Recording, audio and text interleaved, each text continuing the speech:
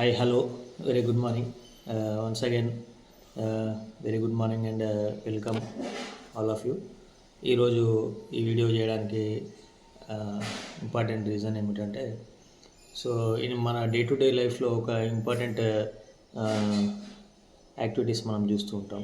ఏమిటి అంటే లైక్ పొద్దున లేచిన దగ్గర నుంచి వెళ్ళి రైట్ ఫ్రమ్ మన బ్రష్ చేసిన దగ్గర నుంచి వెళ్ళి పేస్ట్ కానీ లేకపోతే బ్రష్ కానీ లేకపోతే క్లాత్స్ కానీ షూస్ బెల్ట్స్ ఎవ్రీథింగ్.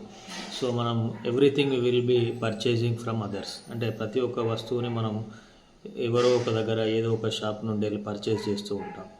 సో ఈరోజు టాపిక్ ఏంటంటే కస్టమర్ ప్రొటెక్షన్ యాక్ట్ 2019 గురించి అండి. అంటే ఏమిటంటే చాలామందికి తెలియని విషయం ఏమిటంటే మనము డే టు డే లైఫ్లో చాలా మటుకు షాపింగ్ చేస్తుంటాం.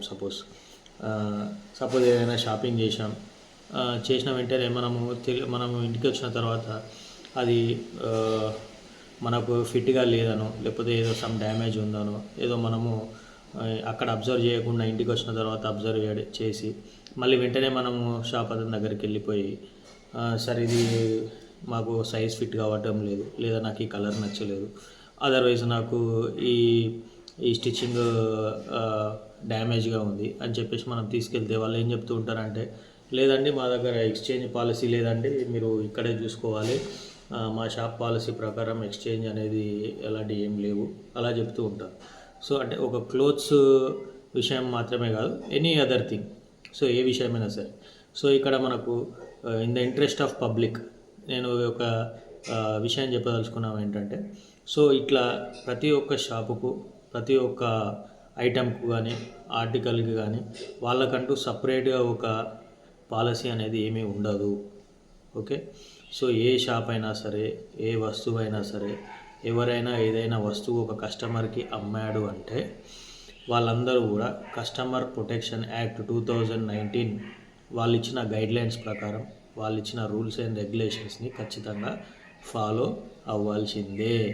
లేదు మా షాప్కు సపరేట్ పాలసీ ఉంది, మేము ఎక్స్చేంజ్ తీసుకోము, మేము ఇలా చెయ్యము అని చెప్పి ఎవరైనా అంటే కనుక వాళ్ళపైన కస్టమర్ ప్రొటెక్షన్ యాక్ట్ కింద మనము కేసు ఫైల్ చేసి వాళ్ళపైన నష్టపరిహారం మనం తీసుకోవచ్చు.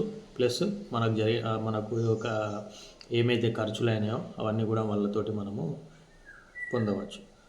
ఇది మనం ఇందులో ఎట్లాంటి వస్తువులకు మనము దీనిపైన మనము చేయవచ్చు అని అంటే, ఒకటి unfair trade practices. Unfair trade practices అంటే ఏంటంటే, సపోజ్ ఇప్పుడు వాళ్ళు నార్మల్గా ఒక ప్రైస్ అనుకోండి, ప్రతి దానికి ఒక ఆప్టిమల్ ప్రైస్ అనేది ఒకటి ఉంటుంది.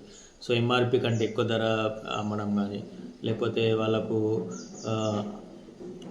ఉన్నదానికంటే ఎక్కువ 10 times ఎక్కువ మార్జిన్ తీసుకొని అమ్మడం కానీ, లేదంటే వాళ్ళు ఫాల్స్ రిప్రజెంటేషన్ అంటే కొన్ని అడ్వర్టైజ్మెంట్స్ ఇస్తూ ఉంటారు. ఇలా ఇది పెట్టుకోండి మీకు ఇమీడియట్గా మీకు రిజల్ట్స్ వస్తాయి, మీరు ఇది పెట్టుకుంటే మీరు ఇమీడియట్గా తెల్లగా అయిపోతారు, మీరు హీరోయిన్ లాగా అయిపోతారు, ఇలాంటివన్నీ మిస్రిప్రజెంటేషన్స్ అన్నీ ఇస్తూ ఉంటారు. అవి కూడా దానిపైన కూడా we can file A case. ఒకవేళ ఎవరైనా కూడా ఫాల్స్ మిస్రిప్రజెంటేషన్ చేసి మనకు ఒక ప్రోడక్ట్ని ప్రమోట్ చేసి ఒకవేళ వాళ్ళు అమ్మినట్టయితే, అలా ఆ రిజల్ట్స్ కూడా రాకపోతే దానిపైన కూడా we can file A case. Plus ఏదైనా రిటర్న్ తీసుకోవట్లేదు, లేకపోతే ఎక్స్చేంజ్ చేయట్లేదు, లేకపోతే డ్యామేజ్ ఉన్నా కూడా వాళ్ళు రెస్పాండ్ కావట్లేదు, ఇలాంటి వాటిపైన కూడా we can file A case. లేకపోతే ఏదైనా ప్రోడక్ట్ దానికి డ్యామేజ్ జరిగింది, అది హెల్త్ను స్పాయిల్ చేస్తుంది, లేకపోతే దాంట్లో వాళ్ళు ఏదైతే బాక్స్ పైన పెట్టిన మెటీరియల్స్ కంటెంట్స్, లైక్ సపోజ్ ఇప్పుడు ఏదైనా బిస్కెట్ ప్యాకెట్ ఉంది, దానిపైన వాళ్ళు పెడతారు ఇది purely made up of wheat jowar and added with so XYZ అని చెప్పేసి వాళ్ళు అడ్వర్టైజ్మెంట్స్ ఇస్తూ ఉంటారు.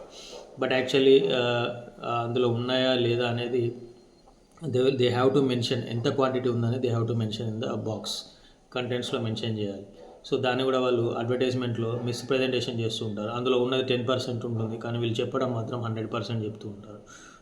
ఇలాంటి వాటికి కూడా we can file A case on them. రీసెంట్గా కూడా నేను పర్సనల్గా మై పర్సనల్ ఎక్స్పీరియన్స్ ఏంటంటే, రామ్రాజ్ కాటన్ ఒక దాంట్లో నేను పర్సనల్గా I have took A point with the Ramraj cotton. So అక్కడ ఏం జరిగిందంటే నేను బై ఓవర్ సైట్ అంటే మిస్టేకన్లీ నాది 36 కమర్ అయితే 38 అయితే 36 తీసుకొని వచ్చేసాను. Immediately after coming to home నేను ఇమీడియట్గా రియలైజ్ అయిపోయి అది సైజు మిస్టేకన్లో 38 బదులు 36 తెచ్చుకున్నాను అని రియలైజ్ అయ్యి ఇమీడియట్గా within half an hour I went to the shop.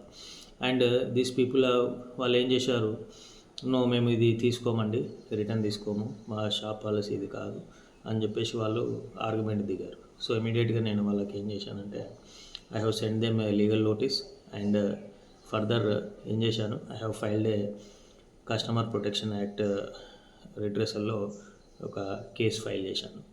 So we have to see ఆ కేసు ఏమవుతుందని. జస్ట్ అది హియరింగ్కి రాలేదు ఇంకా. సో ఇమీడియట్గా నేను కేసు ఫైల్ చేశాను. సో మనకి ఇది ఏంటంటే సెక్షన్ 211 అంటే deficiency in service. Deficiency in service అంటే వాళ్ళు ప్రోడక్ట్ కొనేటప్పుడు చెప్తారు, సార్ మీకు మేము ఈ పలానా సర్వీసులు ప్రొవైడ్ చేస్తాం, ఆఫ్టర్ సేల్ సర్వీస్ ప్రొవైడ్ చేస్తాం, లేకపోతే ప్రీ సేల్ సర్వీస్ ప్రొవైడ్ చేస్తాం, ఇవన్నీ వాళ్ళు చెప్తూ ఉంటారు. ఒకవేళ అలా వాళ్ళు చెప్పిన సర్వీసెస్ ఏమైనా సరే ఆ ప్రోడక్ట్ కొన్న తర్వాత వాళ్ళు ఇవ్వకపోయినా దాన్ని ఏమంటారంటే డెఫిషియన్సీ ఇన్ సర్వీస్ అంటాం.